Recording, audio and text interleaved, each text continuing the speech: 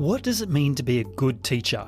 With over a century of research behind us, surely we have some compelling and robust answers to this question. Well, in reality, we're still trying to figure things out, and we're grappling with big issues around the purpose of education, around teacher quality versus quality teaching, how to measure effective teaching, and most crucially, how to improve and upskill teachers so that we can see excellence everywhere. These are indeed important, complex, and compelling questions, and we're going to put our best foot forward and try to answer them with the help of my friend and teacher quality expert, Dr. Mike Witter. Mike's not only my friend, but he's also my colleague here at Australian Catholic University, and we share the same heart in trying to find ways to improve the education experience by helping teachers teach better and helping students learn better.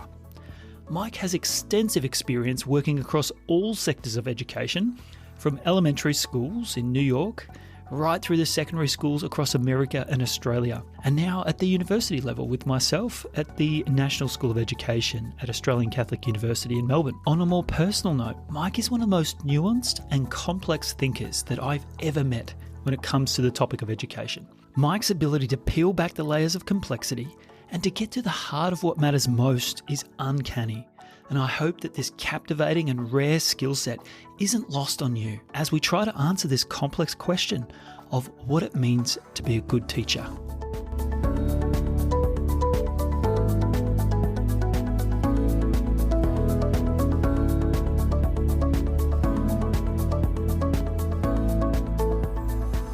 G'day and welcome to the Powerful Learning Podcast, where our mission is to help you know more, do more and be more by delving into the science of effective learning and teaching. My name's Luke Rowe and I'm a university lecturer and researcher who specialises in evidence-based teaching and the science of learning. In today's podcast, we'll be wrestling with the monstrous topic of teacher quality. Our guest and expert, Dr. Mike Witter, will take us on a journey through the recent history of the teacher quality movement. He'll speak about the presently dominant views around value-added models of teaching, and then we'll get stuck into the fun part. How can we become better at teaching? What are some of the key markers and signs of quality teaching? And it's here that I'm reminded of a quote by the famous professor of education, Dylan Wiliam, that every teacher needs to improve, not because they're not good enough, but because they can be even better. And the hope is that after listening to today's Powerful Learning Podcast, you'll be well placed to do just that. If you enjoy listening to this podcast, don't forget to subscribe so that you can be notified of future episodes. And please leave us a review so that others can discover our material and join the Powerful Learning community. So without further ado, I bring you my discussion with Dr. Mike Witter. Mike Witter, welcome to the Powerful Learning Podcast. Hey, Luke, thanks for having me. I'm feeling pretty humble right now. I've listened to a couple of these already, and I'm going to try to bring my A game, but I'm feeling like I'm on the B team. Oh, that's okay. I got you in my A team here at ACU. So for those listeners who don't know, Mike and I work together at Australian Catholic University. We teach the foundations or educational foundations for teaching and evidence-based teaching units together. And I hope Mike can be a regular on this podcast. He's all about all things education and the science of learning. And I think it's going to be an opportune moment to pick his brains about the idea of teacher quality. But before we dive into that, Mike, for our listeners' sake, can you please introduce who you are, how you came to be an academic in the field of education, and just a little bit of the background story there? Yeah, my journey into academia started, as it does with many people who are in education. I was a teacher. I was a primary school teacher and then eventually a secondary school teacher for just shy of a decade. And I stumbled into academia really when I relocated to Australia about 10 years ago. Found myself working with an organization that primarily works with hard to staff schools, struggling communities with the goal to try to improve student outcomes by bringing in high caliber people to help add capacity and talent to the education system. And I worked heavily with that group for a long period of time. That's Teach for Australia? That is Teach for Australia. Yeah. And were you previously with Teach for America, or? I'm an alum of the Teach for America program. Mm-hmm. And I was drawn to Teach for Australia for the same reason that I was drawn to Teach for America.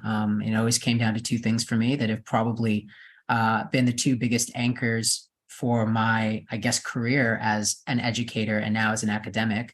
One is that I love teaching. I think teaching is so much fun. And anyone who's into teaching needs to just do that litmus test on a regular basis to make sure that that's continuously true for them. Teaching is really fun. And teaching is one of the most critical levers that we can actually shape to improve equity for all children.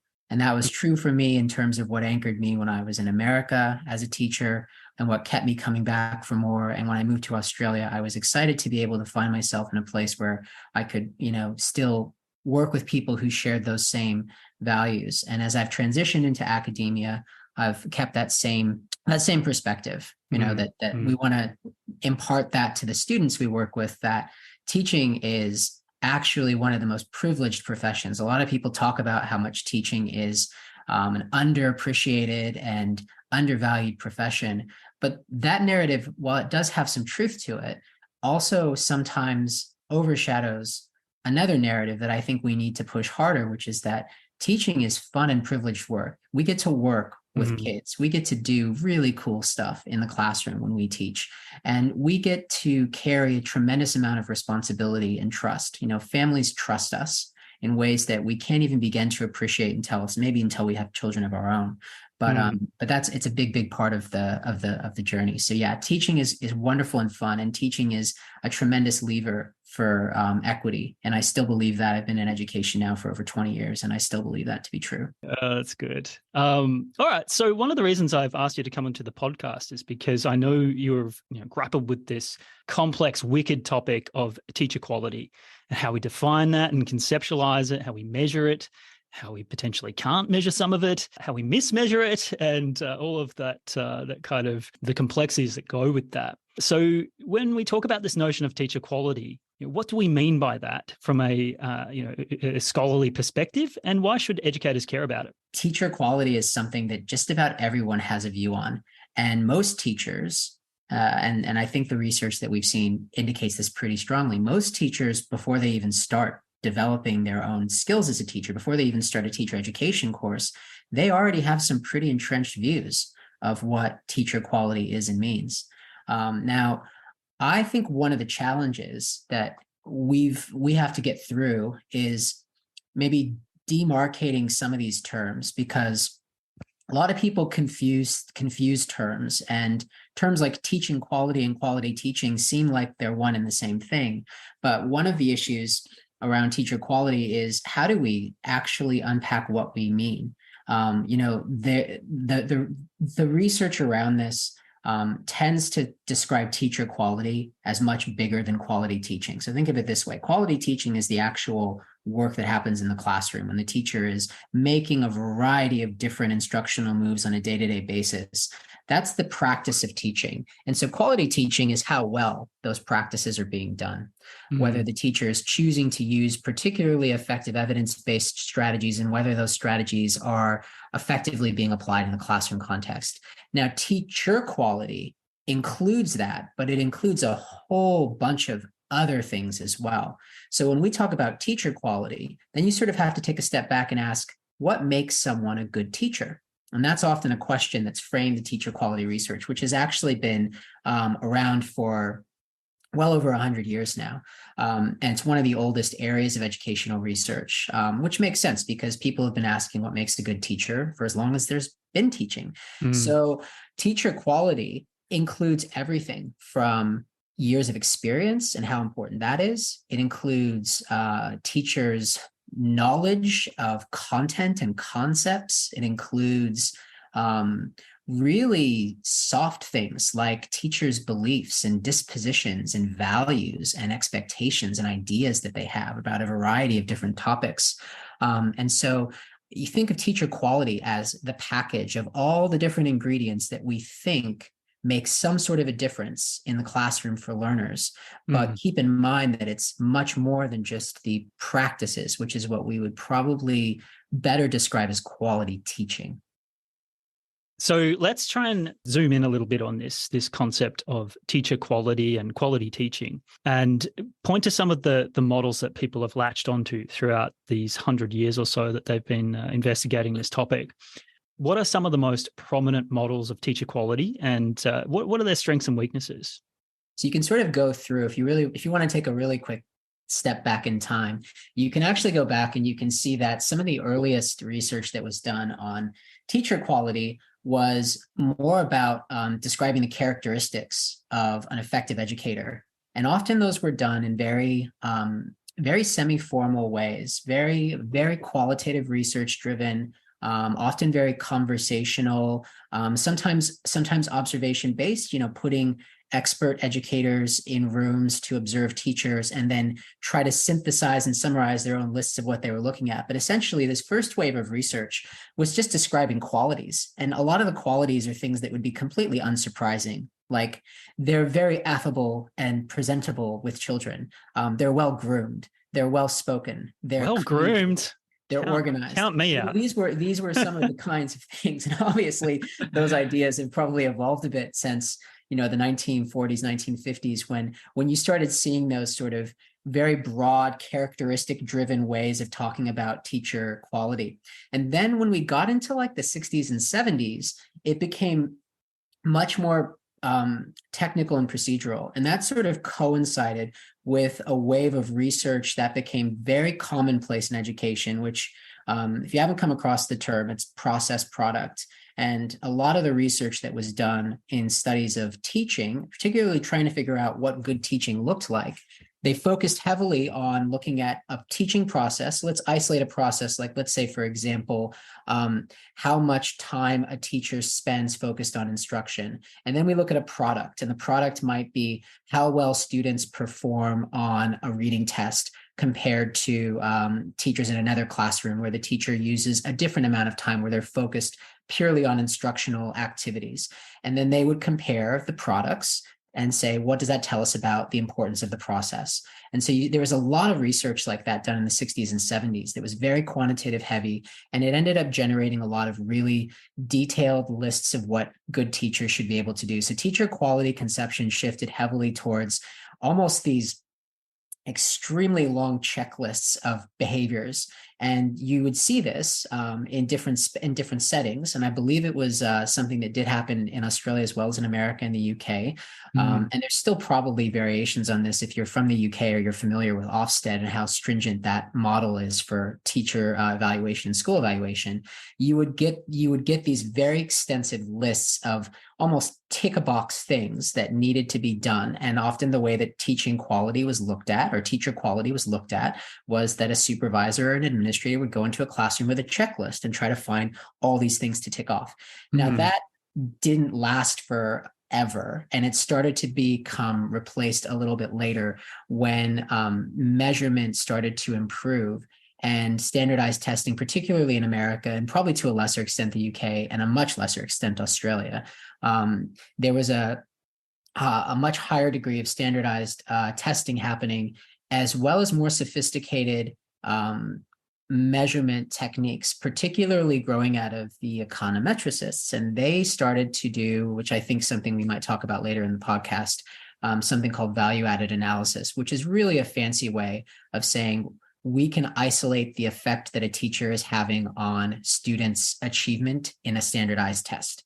And that became very much the centerpiece and the focal point of teacher quality for a while. And now that's sort of been pushed back as you had years and years of other bodies of research starting to grow. And so now you're in this world where all these different pockets are starting to come together, where the ideas about teacher quality are now starting to think in more complex terms.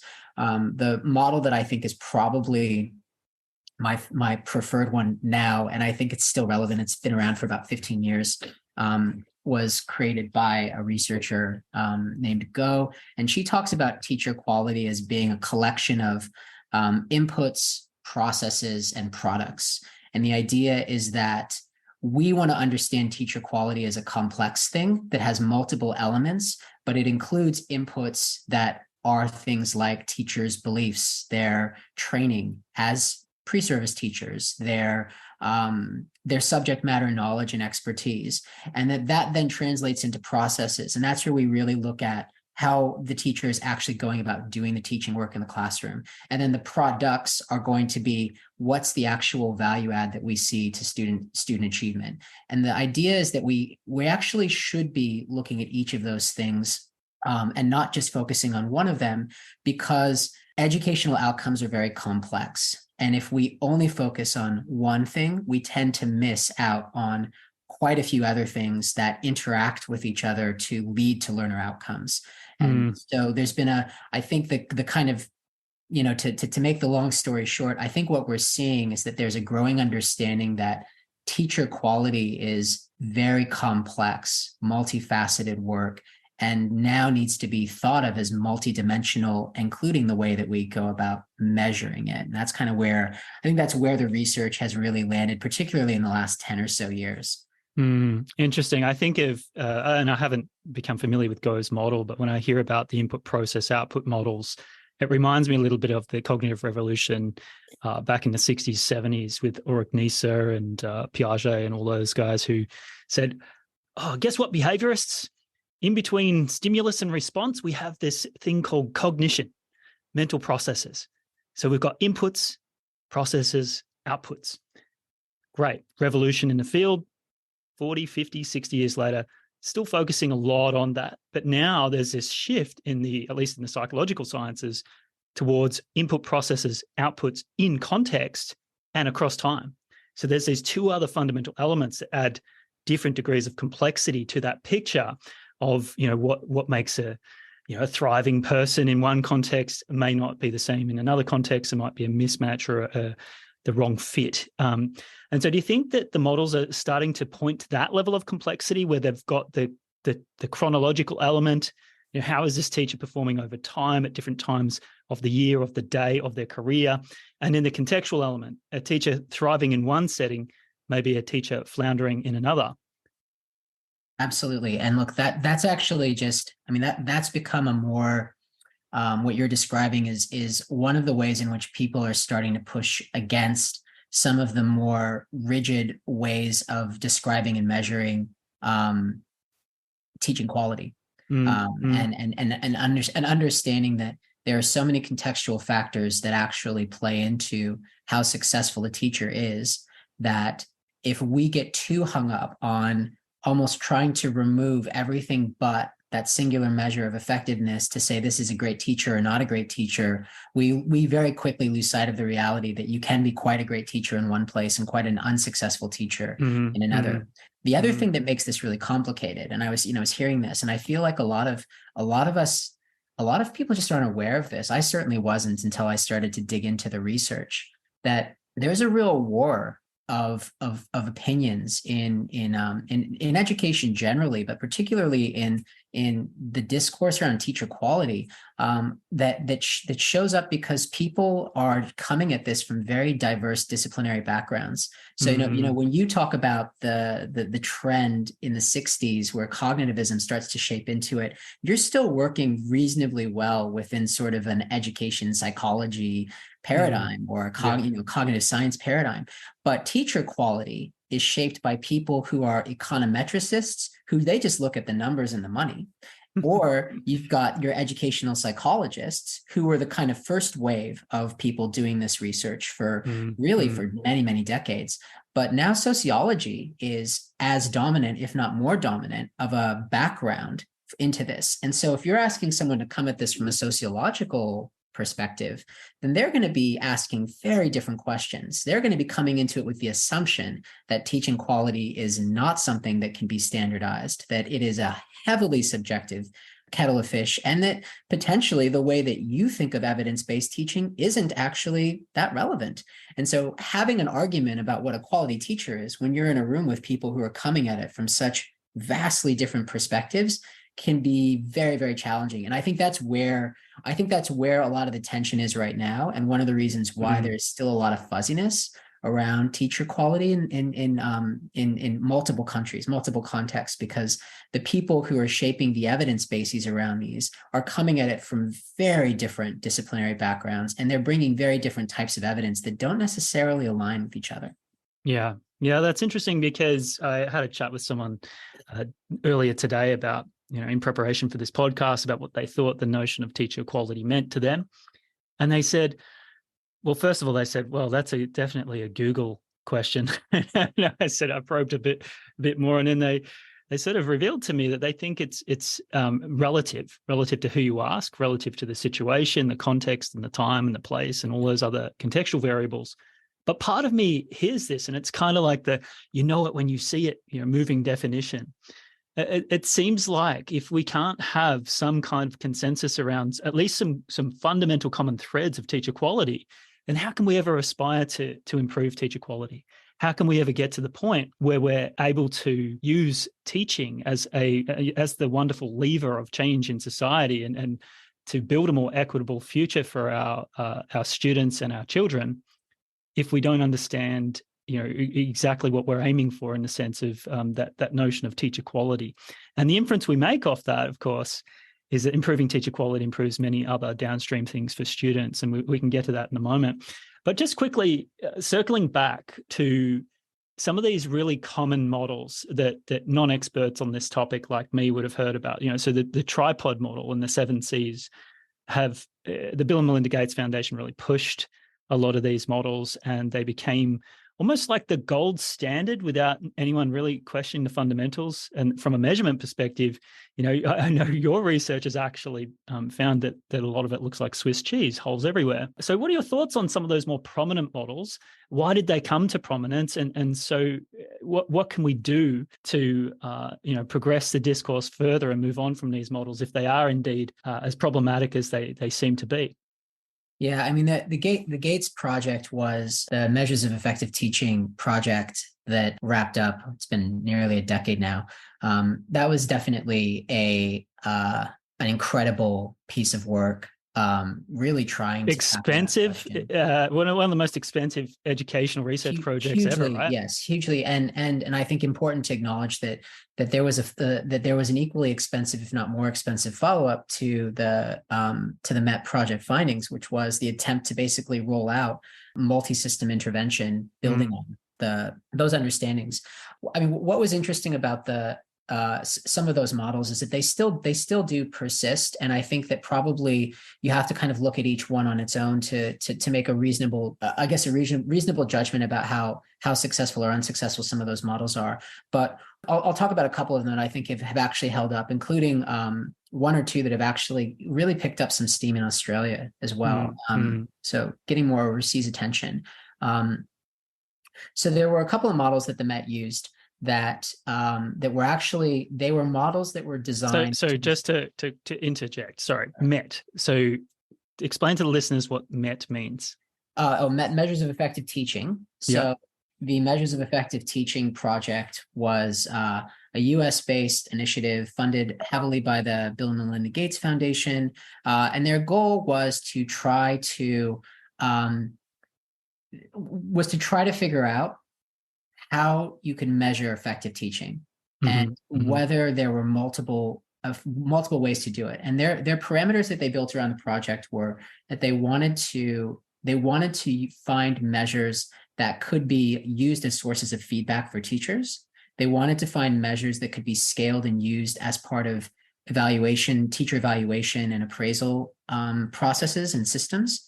And they wanted it to be robust and aligned to student achievement. So the idea was, if we think we found a measure of quality teaching, it should relate to a measure of student achievement as well. It should be the case that if something is really a measure of effective teaching, then it should be relatable to student achievement gains in a classroom. Yeah. If it's not, then maybe it's not actually a great measure of effective teaching. Yeah. And so the project really came down to three key ideas. three key types of measures that they said probably had an important place in teacher evaluation and teacher feedback.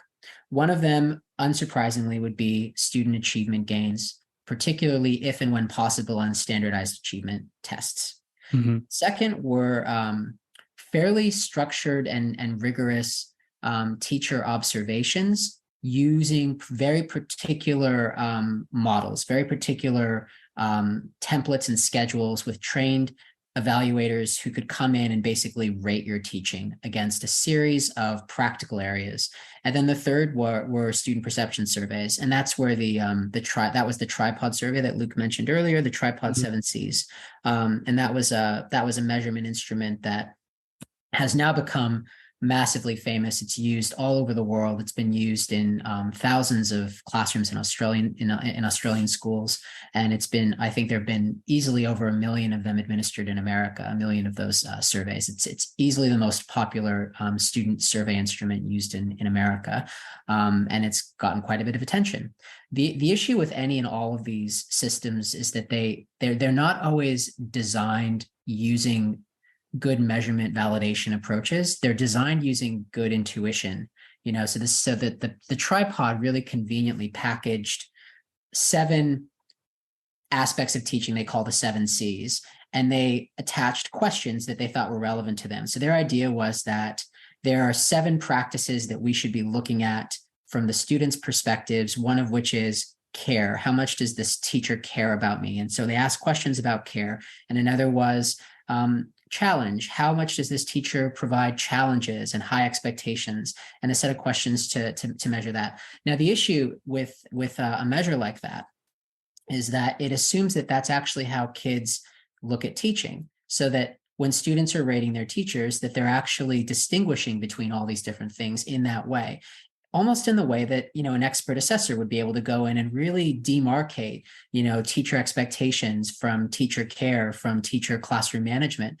And in reality, it's been very hard to prove that that's actually how students see the classroom. And so what ended up happening is the measure looked good because it did actually correlate. So students' perceptions of teaching do have some correlation with student achievement, which makes sense. If students are happy in the classroom and they're happy with their teacher, then it's probably fueling all kinds of different positive outcomes that are going to make them more engaged, more motivated, more apt to learn. But it doesn't necessarily tell you that you're good at classroom management because your teachers say you're good. In reality, Mm-hmm. if your students think you're good at one thing, they tend to think you're good at everything. Mm-hmm. And there's some effect that isn't still really well understood that sort of fuels all of the answers to those questions. Other issues that cropped up with the MET included the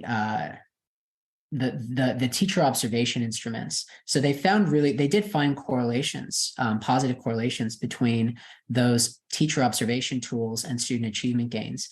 But if you're being pragmatic about it, there were really a couple of issues that made it pretty hard to scale it up and for it to be really, really useful for teachers. For one thing, you have to train people to be extremely well versed in the tools themselves, and ideally, you want to get people who are outside observers. You have to get them to go in multiple times to observe the teachers teach, and you have to do training to make sure that they're moderating and doing that really well. So it's actually quite an expensive piece of work to be able to do successfully. So while they did figure it out, it ended up being a situation where you've got these tools and processes that aren't necessarily measuring exactly what people think they are, or they're pretty expensive and they don't produce really high correlations, which means that, to make it kind of simple, what ends up happening is that while there might be some predictability, the possibility that the quality of teaching is actually going to be caught in those instruments it's fairly low because the correlations aren't all that particularly high either. So it made the reliability of it very hard. And so in spite of the fact that there were these really positive findings that these things actually do have some relationship to each other, the system went deep in investing in a full-scale multi-system rollout of an intervention to get as many schools on board with using these measures to try to improve teaching. Tens of millions of US dollars were spent on this, and entire school districts participated. And they made the student surveying a norm across the schools. So teachers were getting student feedback on their surveys. Teachers were getting formalized observations using some of the observation tools that were being used, and they were using the student achievement results whenever possible, particularly on those standardized tests, when, particularly for teachers who were teaching subjects like English and maths. And they were using that to provide feedback and to try to use it to drive system performance, so to identify the strugglers and provide additional support for them, and recognize and reinforce the people who are doing well. And it was, to put it bluntly, probably a catastrophic failure. So the evaluation report that came out on this intervention was independently done by RAND, which is a massive a think tank, basically, that does very major consulting projects in a variety of different industries, including education. So they evaluated the success of this rollout and found that, in spite of the fact that they found all these good measures and that they had all these great ideas about how to get them off the ground, it didn't really work. Teachers didn't really get any better. Student achievement didn't really improve as a result of using all of this. And it's a really helpful reminder that when you're in the teacher quality business, and that's your game and that's your focus, just because you think you found something that matters doesn't mean that doing something that involves that thing that matters is going to have any effect on student achievement. And also, you have to keep in mind that often those investments require huge amounts of money. And if you're a classroom practitioner or a school leader, put money aside and just focus on the most precious commodity in schools, which is people's time.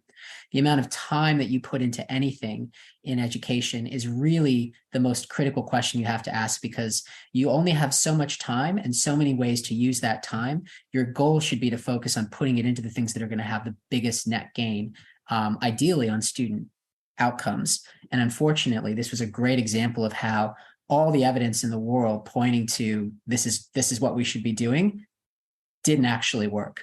Yeah, definitely not the first time I've heard a story like that. It's very unfortunate, though, because, it sounded very promising. It sounded like they were stumbling upon the Holy Grail. The 7 C's, who could challenge that kind of alliteration there? And, whenever I hear these acronyms that find their way around, these catchy phrases and $20 terms, my BS detector just, hits my radar, and I just go beep, beep, beep, beep, beep, beep, beep. I instantly get cynical. And, at the same time, though, I kind of look at each of the 7 C's, and intuitively, you're right. They do square with my intuitions. But, then the kind of slower, more critical thinking comes into play, and I start to question, okay, where is the evidence? Where's the line of evidence? Where's the proportionality here? Which of these things? Surely they're not all equal here. And how are they practiced, and how can they be used instructionally and as an intervention? And that's when things come unstuck. So going into this idea, and you touched on it already, this idea of value-add teaching. So if we're going to measure the quality of teaching as via the surrogate or the proxy of adding value to a student's life in the form of incremental achievement gains in their academic achievements and their learning outcomes, plus, name your other 20 areas, their well-being, their social skills, their, all of the eclectic mix of desirable outcomes in education. What are some of the challenges with those value-add models, and how come we can't just all agree that that's kind of what we want? Is it not that simple? Well, the first issue is that if you want to get behind a value-added model, you have to get behind standardized testing. And that's a very contentious area for a lot of educators, and not just educators, but just people in general who have any interest in what's happening in classrooms and schools. Value-added modeling depends on standardized measures, because you can't make a reasonable judgment about a teacher in classroom A and classroom B using different measures. So you need to have the same measures of learning. And let's, for the listeners' benefit, let's give them a big picture overview of how you would go about implementing a value-add model in a school. How would you kind of measure that? So all the kids in a school are going to take a grade 5 standardized test on their literacy skills. And everyone's going to do this. Everyone's going to do this test. And let's say we'll put the American lens on this. In some states, you'll be doing this every year.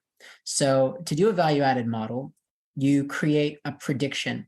So you look at the historical trend of how students have done. I look at their grade 2, their grade 3, their grade 4 results on the standardized test, and I can use those results to make a reasonable prediction about how much they're going to grow, right? If student Johnny tends to progress at a rate of about 0.7 year levels per year, then I'm going to assume that he'll grow at about 0.7 between the last time he took this test and the next time he took the test. So the first thing you do is you create a predictive model based on past achievement results. Mm-hmm. And the idea is that the predictive model is sort of like a control in a science experiment. It's the idea that when all else is held equal, this is how much we would expect this child to progress academically. Then, irrespective of any value add on the teacher's part. Irrespective so that's your baseline. On the teacher's part, yeah. And and sometimes those models will also take into account other types of factors that might be influencing it if that data is available. So for example, is the student an English language learner? Does the student have an additional need? Is that, are they on an IEP? So they'll take into account some of those. They can at times take into account those things. Students' demographic characteristics, are they from a low SES background? Those kinds of things are sometimes included in these predictive models. Then you do the test with your teacher and you look at the results and you compare how they did. So let's go back to Johnny. Johnny, who we predicted was going to be a 0.7, actually, he was a 1.2. He had what looks like for him quite a stellar year. And so must have been you teaching him, surely. So I don't know if I had any Johnnies. I had a lot of wands when I was teaching. Oh, okay. There you go. So if you go back to the example, the value add would be, and this is an oversimplification of it, but the idea would basically be that if the model predicted that Johnny was going to go 0.7, but he went above that, then the value-added analysis would suggest that the teacher contributed to an improvement beyond what would have normally been expected. So the value add of that teacher is pretty high. Yeah. So you might be in another classroom, and Johnny's sister is in that classroom, and she was predicted that she would progress at 1.0. So just a solid year's growth.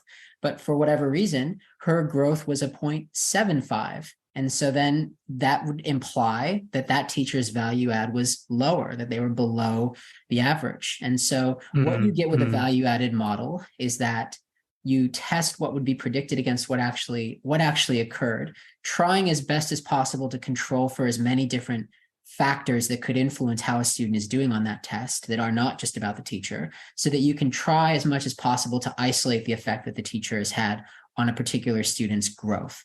And again, it's not based on their absolute achievement. It's not the number of kids who get A's or B's or 90%. It's based on how much they grow. So they use that predictive approach to see if they're adding in that sense. So hang on.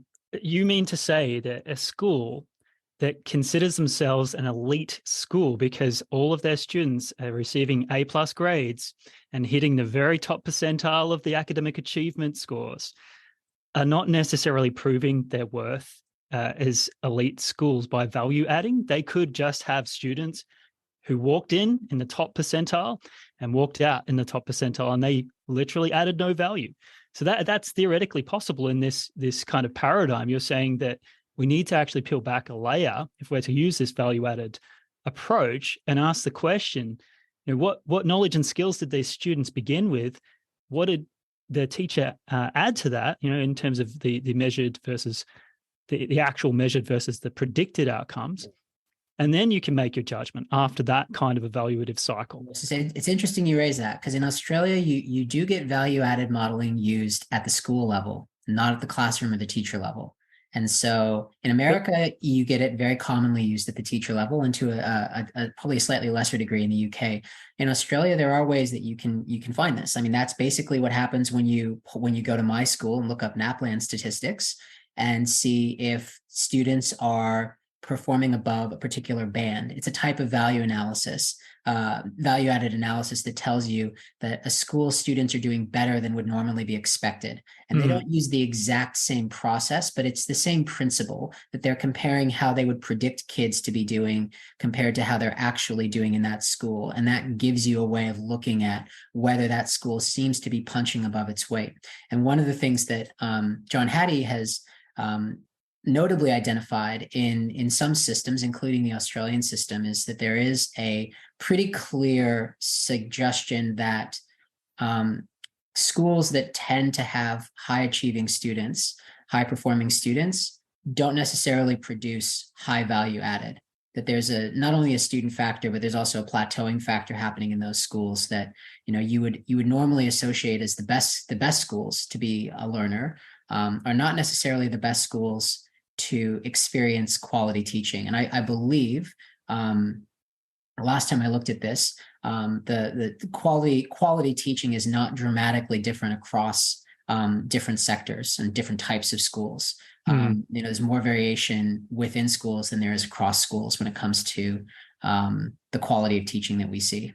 Do you think then that it's problematic to look at the value-added modeling at the school level if we're the value in the evaluation cycle? John Hattie talks about where does the value come from in teacher evaluation. Well, he talks about it's at the teacher level, right? At the classroom level. But yet we've got measures in Australia that are aiming and targeting the entire school. And most of the variation's happening within that school, not between the schools. So we can't necessarily disaggregate the data and see who are the highest performing teachers and look at that as our benchmark and scale up from there. Is that problematic in Australia, or is it? I mean, that's an issue that's problematic anywhere, and I think it comes back to what I think was probably one of the biggest failings of the MET project, the MET project's follow-up, trying to roll out a teacher evaluation system across numerous schools and departments. Having that data doesn't necessarily create an improvement. Sharing that information, sharing school effectiveness data, sharing value-added data at the school level has the issue that you described, Luke, that when a school has a lot of variation, aggregating it at the school level doesn't really tell you much. But even if you have it at the teacher level, it doesn't necessarily tell you enough about where teachers are doing well and what they can be doing to improve teaching and learning in their classrooms. And this is one of the issues that really, I think, plagues the teacher quality debates around the world. Is we spend a lot of time trying to figure out what teacher quality is. But the main reason we're having that conversation is because we really want to figure out how to make it better. Yeah. And so the issue is, can you do those two things at the same time? Do you have to get stuck in the discourse of, well, what do we mean by teacher quality before we can have the actual conversation about how do we improve it? And I reckon you kind of have to have both of those conversations iteratively and, together, because schools, that's the work schools are doing. Whether or not anyone wants them to, schools aren't sitting around asking themselves, what is quality teaching? We can't really try to do anything about it until we figure out what it is. The business of schools is constantly trying to improve quality of teaching and quality of learning for kids.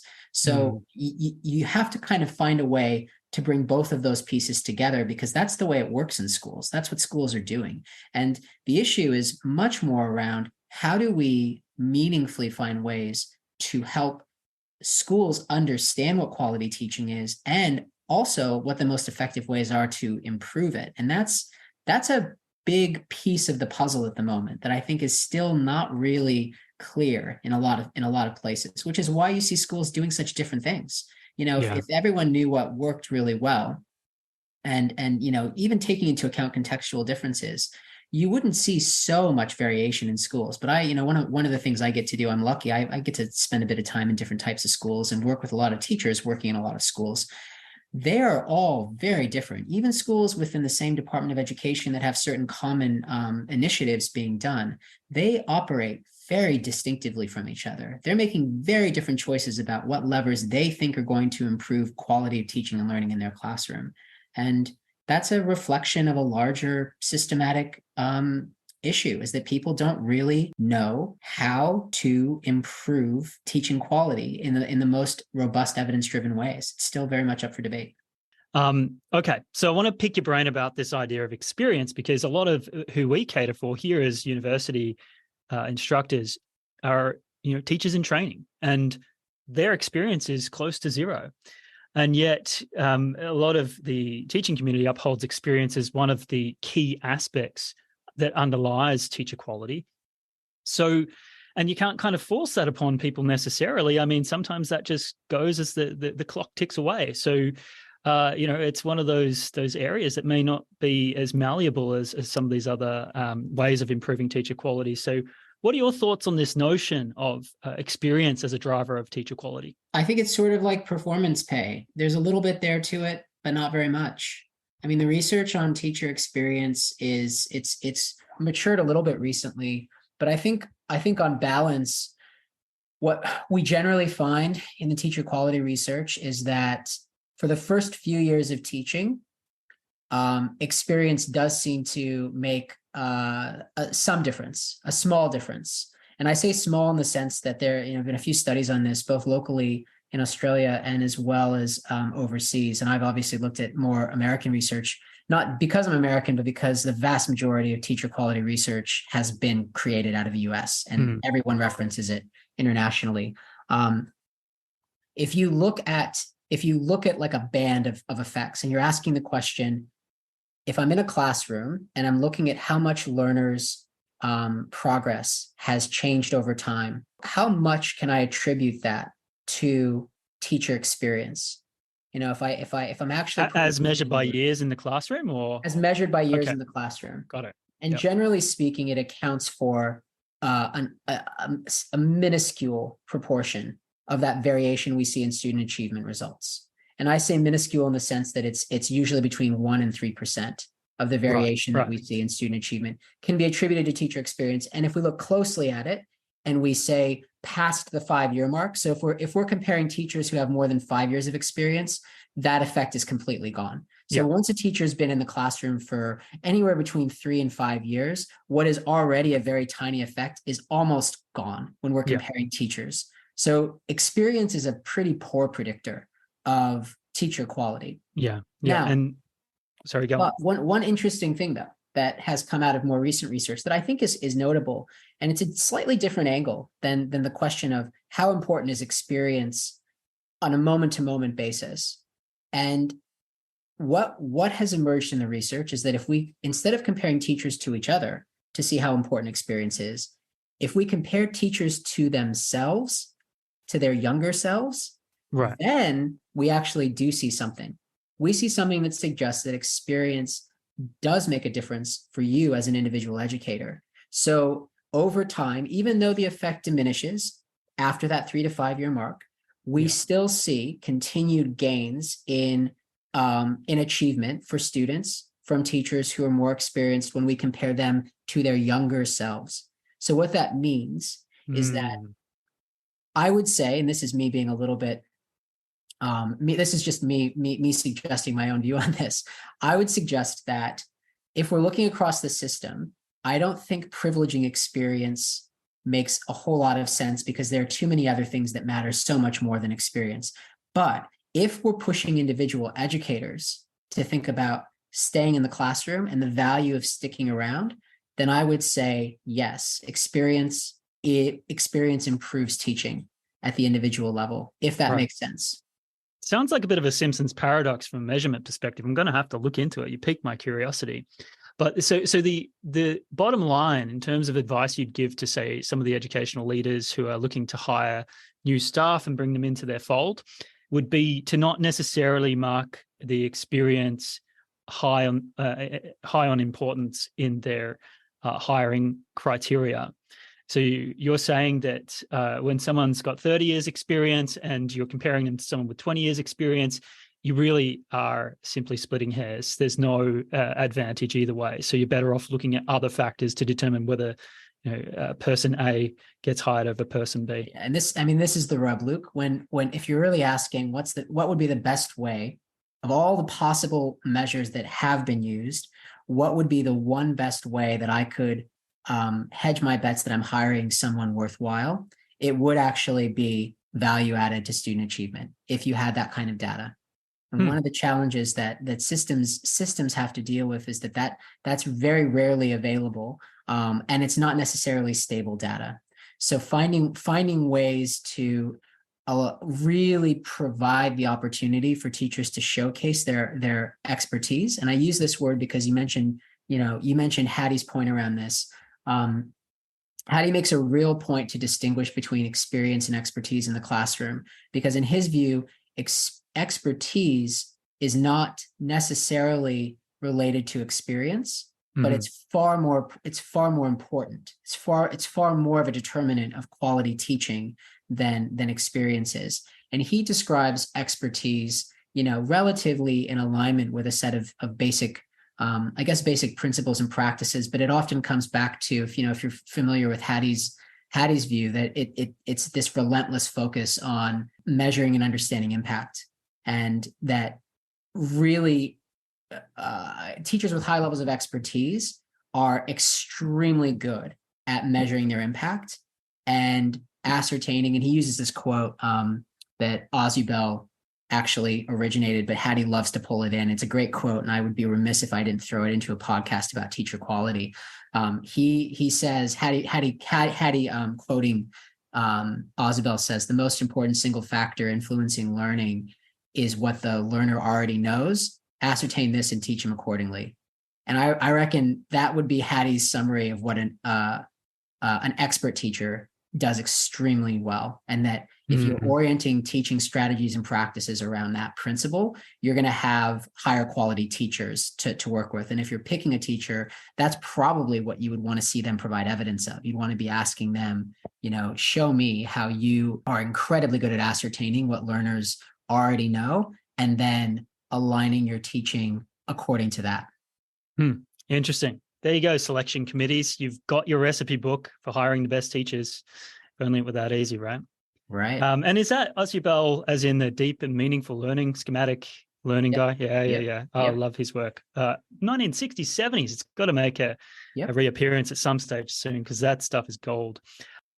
All right, Mike, it's time to finish off on a positive note with big questions and little answers. And in this section, I either ask you a question or give you a sentence that's only partially complete, and I ask you to complete that sentence. So the idea is big questions and a nice pithy little answer. Are you ready to go? I will do my best, but if the podcast has been any indication, little answers are not one of my strengths. So let's see how we do. All right. Well, I just, the magical editing button, I'm going to cut out everything you say. Excellent. So I have ultimate power here. Okay. Tell me, Mike, high quality teaching looks like? I would say three things: active, not passive. So teacher, I don't care about the idea of the teacher as the sage on the stage versus the guide on the side. Wherever the teacher is, they are active and constantly engaged with students 100% of the time. They're not passive, they're not deferential, and they're not hoping or expecting learning to happen. They're actively engineering learning in the classroom. High quality teaching looks like teachers who are, I would call them data monsters. They're just designing teaching to be a constant process of data collection and response to learning throughout every minute of instruction, not just at the very end or at the very end of 5 lessons. They're doing it constantly. They're just data machines. And I would say that they look at the affective and cognitive parts of teaching and learning as inseparable. And we were talking about that earlier. They think it's equally important that students are motivated, engaged, creative, thoughtful, connected, but also learning. And they see those things as inextricably linked, and they teach in alignment with that. So they're building motivated, passionate learners who are actually learning. Let's go on the dark side now. What does low quality teaching look like? Oh, I don't know. This is hard because, there's so much room for variation. But look, I guess I would say I rarely see teachers who are content coverers as being very successful. So, teachers who are just working through content with learners and focusing more on what they need to teach and less on what kids need to learn, that's, I would say that would be low quality. I would say really passive teaching Yeah, as a sort of contrast for what I described below. And I want to be clear that I don't mean that I'm saying that teachers have to be in front of the classroom for the entire class period for them to be effective. That's not what I mean. But I think teachers who pull themselves out entirely, and including teachers who have this idea that that's me giving learners the chance to be independent, I would say more often than not, that leads to ambiguity that doesn't actually support effective learner outcomes. And I would say teachers who are really principled and purposeful, but at the same time ignorant of evidence, tend to be low quality teachers. I'll give you like a really concrete example of that. You have a teacher who says, I'm using a discovery driven approach to teaching today, and I want my learners to really struggle because I believe in productive struggle. And I'm doing this all intentionally, and it's really well thought through. But in reality, what they're actually doing is letting 20 kids screw around for 20 minutes because what they're being asked to do is way beyond where they are in terms of their knowledge. Hey, that's called student-centered learning, Mike. Surely, come on. And so look, I'm actually I don't believe in the student-centered, teacher-centered dichotomy, but I do have real issue with people who take on approaches that are not really evidence-informed and ground them in what they think are these intuitive principles of this is good for kids. And I do see that happening sometimes. So I would say if you can back it with evidence, then I'm on board. But if it's a principled but evidence lacking approach, then I'm going to call BS. Yeah, right. The road to various hot, hellish places is paved with good intentions. Intuitions aren't always great indicators of outcomes, are they? Okay, so the most important change that teachers can make to improve their teaching is? I mean, I would say, I know it sounds really silly, but it's the most important change teachers can make to improve teaching is ensuring that they have robust and constant high quality assessment happening, diagnostic, formative, summative, informal and formal assessment. They're just, assessment machines.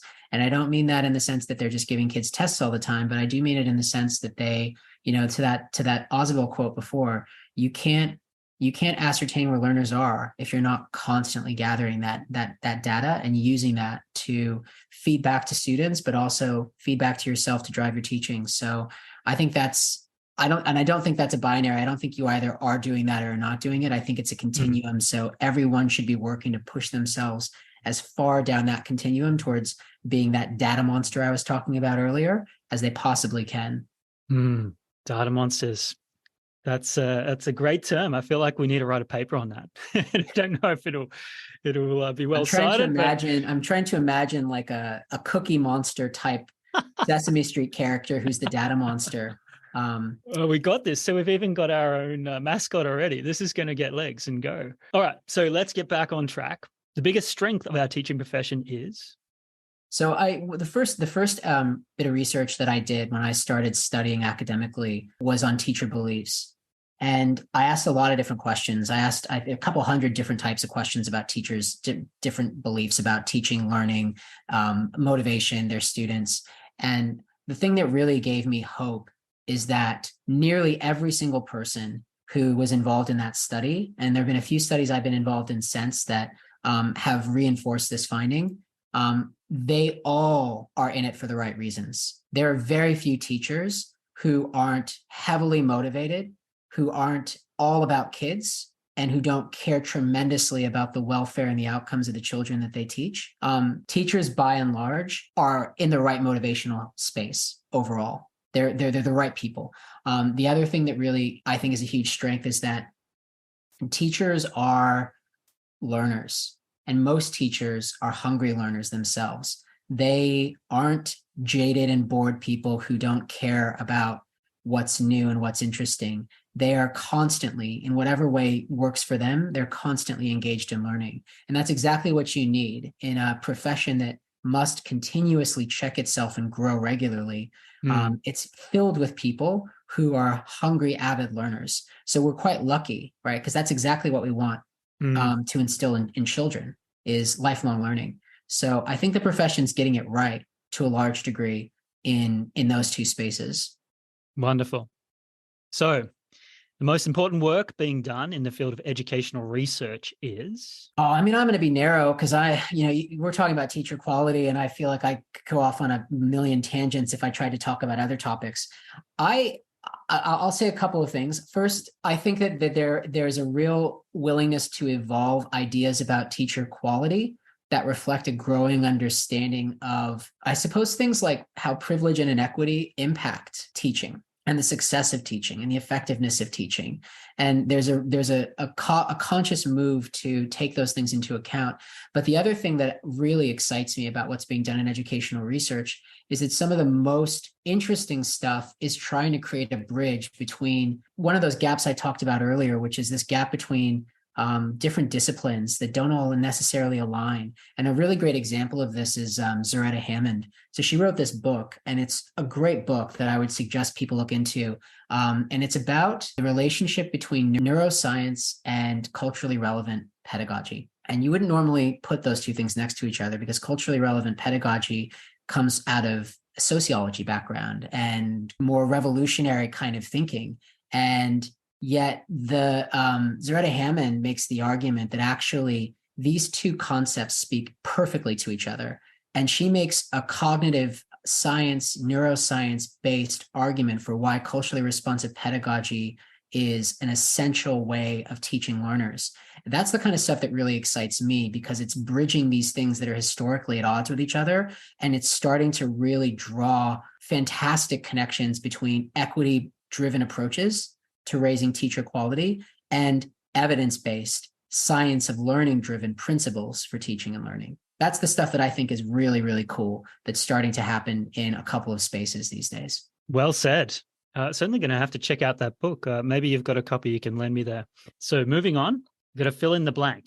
If we keep doing blank, the education sector will be doomed. Oh, I mean, if we keep losing teachers, the education sector might be doomed. That's probably my biggest concern at the moment is, losing, not just losing teachers, but losing good teachers and making sure that we're, the point I made earlier that teacher quality maybe unhelpfully leaves out the term quantity because in a system, you can't actually get away with quality on its own. There are too many children to teach. There's too much of a need. And we don't have an oversupply of really amazing people in classrooms now and in the future. So I think if we keep losing teachers, but also if we keep disassociating quality and quantity and not finding a way to bring them together in a cohesive, effective way, I don't know if the system's going to be doomed, but I think it's going to continue to be underperforming in certain ways that it doesn't have to be. Yeah. Okay, flip side of that, if we keep doing blank, the education sector will be a huge success. I mean, look, I think there's definitely, and maybe this is partly thanks to Hattie's work, there's definitely been at least over the last decade, there's been a real conscientious influx of focus on evidence-based teaching in schools and in different spots. I think if we keep our eyes on that and allow that work to evolve to a higher level of sophistication and maybe critical consumption, for lack of a better word, where people are looking a little more closely at that evidence. And hey, what about our research? We're using the term research literacy, right? Isn't that the $1 million term we're going for? Yeah, I think that might be a good way to put it. I think if we keep working on that, I don't think we're there yet, but I think there's a lot of energy being put into that these days. I think if you get into schools are much more practical places, and the ways in which they're engaging with these issues are very different than the ways that the academics are. And I think if we're tuning ourselves into what they care about, they actually do care about evidence-based practice in the way that, I guess people like you and I tend to, Luke. And so I think if we keep aligning our energy towards that, we're going to see more and more success in schools. Yeah. I absolutely agree. Okay. What are some of the best habits that graduate teachers can cultivate? So, I mean, I'm going to sound a bit like a broken record, but I think that the most important thing that we can teach is how to gather really good learner evidence and respond to it. Data monsters. Yeah, I think so. I mean, there's no shortage of points in a teacher education course where you talk about and even have students doing work that relates to gathering evidence, using assessment. But I think that for me, the point of difference is this idea of teachers as evaluators of their impact. This is one of John Hattie's mind frames that he thinks is really critical. And I tend to agree with him that if your orientation going into a classroom as a teacher is that your first and most critical job is to know and show and grow from your impact, that is the most important thing we can do. So not just getting teachers to gather that data, but to understand it in reference to the impact that they're having in the classroom, and then use that to make informed strategic choices about how they work with individuals, groups, and their whole classrooms is the most important thing we can do. And it's a lot of work. It's very challenging to actually do that. It's not as simple as I'm making it sound in that, pithy one-liner, but I think it's the most important skill set that needs to be taught to teachers. And it's very, very hard to do. Well, it's not a surprise to me that you and I are trying to do exactly that with our evidence-based teaching unit, and we'll see what comes of it, right? It's exciting, and I think I'm optimistic. It's difficult, but I think the people who we're training, I have full faith in them. They've really got me optimistic about the future of education. Well, Dr. Mike Witter, thank you so much for your time. I appreciate it. Thanks for having me. I hope you enjoyed what I found to be an enthralling conversation with Dr. Mike Witter on teacher quality. Mike never ceases to amaze me, to challenge me, and to help me see the world in new and exciting ways. There are at least 4 critical insights that struck me like little intellectual lightning bolts during our discussion, so I think it's worth reinforcing some of these in our concluding reflections. The first critical insight pertains to this idea that teacher quality is related to student achievement. Mike reiterated the point that recent conceptualizations of teacher quality are anchored around the teacher value-added models. Now, these value-added models are designed to estimate the contribution of the individual teachers to student learning by examining the academic gains made by a student that each teacher contributes to, rather than focusing entirely on the absolute levels of the student's achievements. In other words, they attempt to isolate the value that a teacher adds beyond the prediction of the academic growth that the student would otherwise have if that teacher wasn't present. And while Mike was careful to emphasize that teacher quality is not synonymous with value-added gains in academic achievements, they are certainly not mutually exclusive with notions of academic achievement. That is to say that teacher quality includes but goes beyond value added to the student's academic outcomes, and so can be seen as a necessary but insufficient condition for understanding high-quality teaching. Mike also noted that when judged by these standards, the variation in teacher quality is substantial, that most of the variation happens within rather than between schools, and that we tend to overlook this variation by using inappropriate and unreliable measures of teacher quality. Mike suggested a possible explanation of this is that many teachers ironically don't see the value in value-added models because they don't buy into the validity of standardized testing, which basically makes up the methodological foundations of value-added models. He suggested that a war of ideas continues to rage in this space, and it's not likely to go away anytime soon.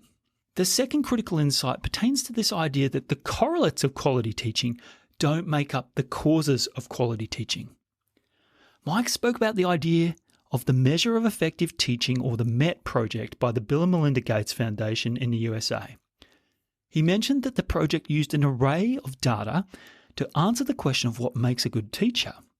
One of the most widely used models to have emerged from the project is the 7 C's model of effective teaching.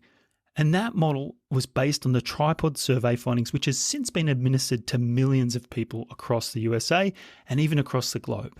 That model suggests that quality teaching involves caring, conferring, clarifying, captivating, consolidating, challenging, and engaging in classroom management. Yet Mike pointed out 2 big problems with this kind of research. The first problem is that while some of it fits with our intuitions of quality teaching, it doesn't cut the mustard from a measurement perspective, meaning that it has very questionable validity and reliability as an instrument for measuring quality teaching.